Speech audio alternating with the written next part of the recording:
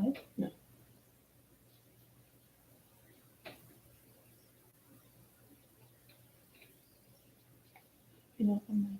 Okay. So I am doing a follow-up live feed from earlier because my best friend Roya thought that I should not only show when I'm under my desk passing out, but now that I have energy. And so it kind of gives you guys a better perspective of what I'm dealing with, how this is up and down, and how it all works, and what goes on. And as I mentioned earlier, I tried to do like very little swimming, which it knocked me out. I mean, I literally jumped in the water and jumped out, and that action alone set me out for about, I want to say, 6 hours of pain and exhaustion. However, on a good note, once I got past all the symptoms and the side effects, I actually have a lot of energy. And that's what you see right now. Through physical therapy, I've realized that a lot of these things that I do, over time, the side effects, they don't take as long. So obviously this was a couple hours this time. Hopefully if I keep doing it, it'll go from being about 5 hours down to just having a couple hours of pain and exhaustion, and be able to slowly have more control of my time and my ability to function and sit up straight.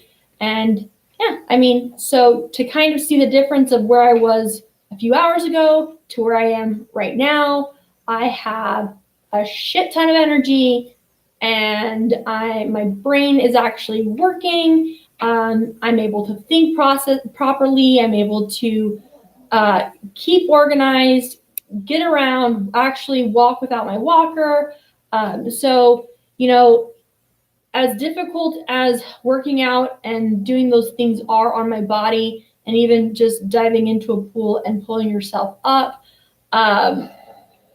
obviously it shows that there is a good turnout on the end. I mean, I've talked to some people, and I've talked to a professional athlete, and I asked him, how did he be able to actually run around and play basketball when you have MS or you have any type of debilitating disease? Because in my mind, it's incomprehensible. I don't know how someone can do that. And I think any other person that's watching that has any type of similar disease, and it only affects people between the ages of 29 and 35, that they're that they could actually run, and then they can actually do certain activities and go hiking. And this little step that I took for myself, as difficult as it is, and even though it wiped out 4 or 5 hours of my day, how I feel right now is a reminder of, if I keep pushing through the pain and the fear, that it's going to get less and less and less traumatic. And over time, hopefully, I'll get stronger and be able to function more normally on a continuous basis. So just so you guys can see the before and after, this is the struggle people have to deal with. Is pushing yourself even to the smallest thing that causes massive pain and exhaustion. And, we have to develop a process and a time and set out times to let us recover so that we can become functional. But it also does prove that with time, it'll get better. And it's a lot easier said than done. But I hope that I can continuously do it and push myself. The pain sucks. The exhaustion is I can't sit up. It's hard, but I guess talking about it now, and expressing myself reminds me of how important it is. It reminds me that, the pain is actually worth it, and it's only temporary for that time being. And just like any other sport or any other activity, even though it's basic movement functions of walking and getting into a pool or whatever it is, it shows that, it will work. It can work. And it just takes a lot of work and a lot of effort. And I do want you guys to kind of be more cognizant of people that do have demyelinating diseases and MS. And I mean, these are people my age who are struggling every day to live a life, to walk, to just barely function. And I mean, they're working their butt off like they're working for an Olympic gold medal just to be able to walk or be able to get out of bed or be able to think or be able to, and not be, Augie, you are an attention whore. So I just hope that people understand more about the disease and understand how it affects such a young generation of people. And I mean, I just had my spinal tap on Friday, and when I was talking to the PA and I asked him, I was like, so how many young people do you have, coming in here? And he goes, a majority of them. And that is a really sad thing to realize, is that people that are dealing with these disorders are very young people, and people don't expect them to be disabled or incapable or having this kind of difficulty because they're so young. And that's the age, that is the age group it affects. So I mean, I'm learning, and I'm hoping as I learn, everybody else will learn too, and go from there. But I guess you can see from my previous feed to this feed and Augie gagging, how much a day can change. And I'm just trying to be as 100% as real as possible, authentic.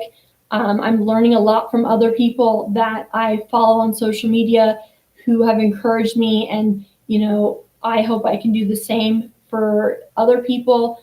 And I think we're all a team. And yeah, so I hope everybody has a great day, and thank you for listening to me, and on a good, positive, happy note, as opposed to, I guess, my depressing. I don't think it was like that depressing. I think it was pretty good for the fact that I couldn't move. I mean, I just wasn't as energetic as I was. Well, depression, I mean, I was sick for 3 years. So someone just mentioned about depression on the feed.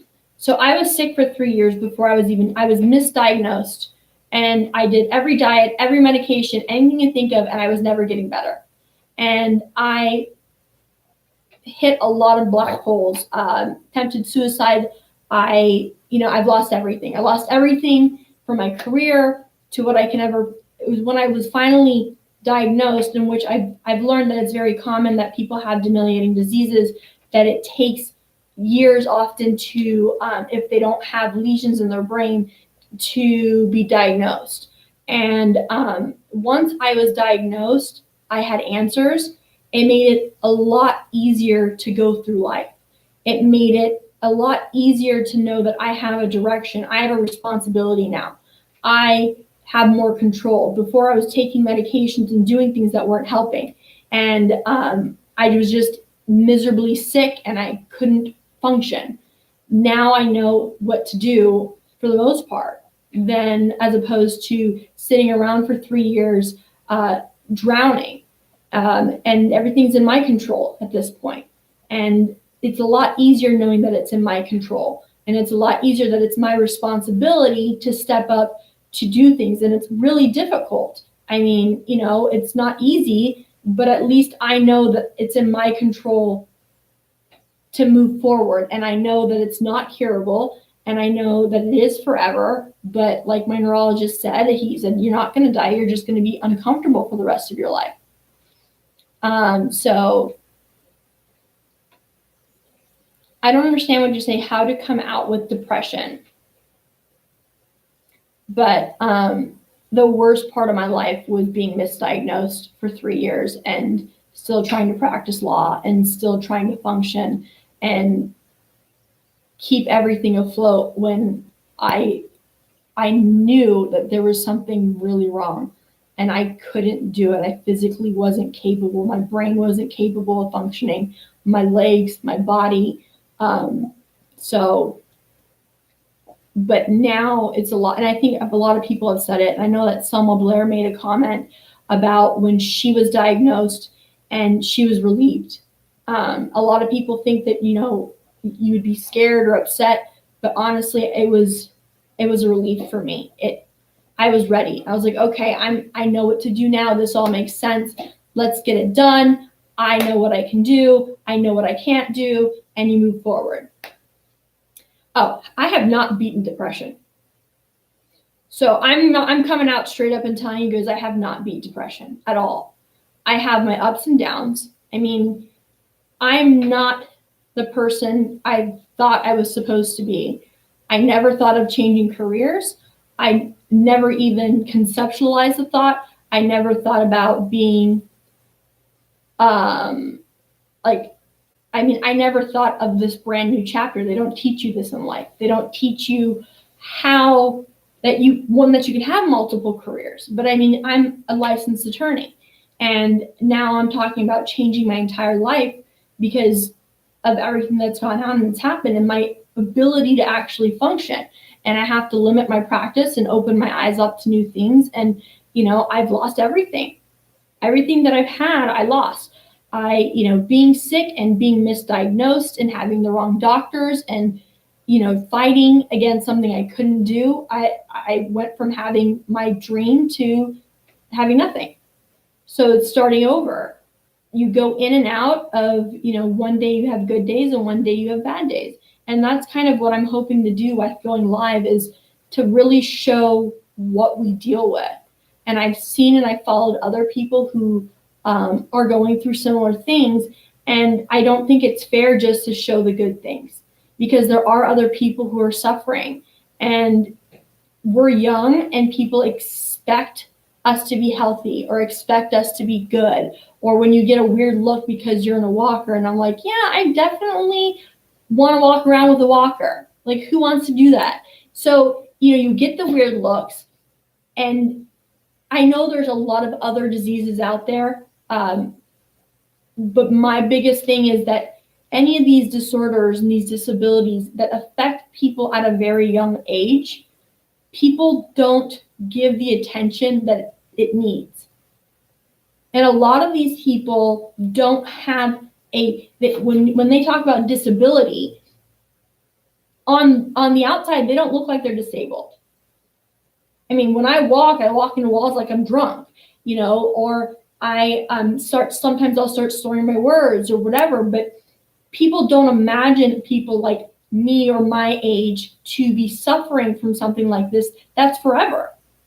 And I think it's important that people start understanding that and being more open-minded to the fact that these things exist, and be more cognizant when they're talking to other people who are suffering, and not to just blow it away like, oh, it's nothing, oh, you have a flu, or oh, you have this. It makes it a lot harder for people to deal with, because I'll tell you, I thought I was crazy for a long time. I thought I was making up my illness because I was sick for so long. I couldn't believe I was sick for this long. People would say I didn't look sick. So I was convinced I was a hypochondriac. And when I got the answer, I was like, oh my God, there really is something wrong with me. But if I had another type of support, and I know people want to say, oh, you got to be positive, but there's a reality to things.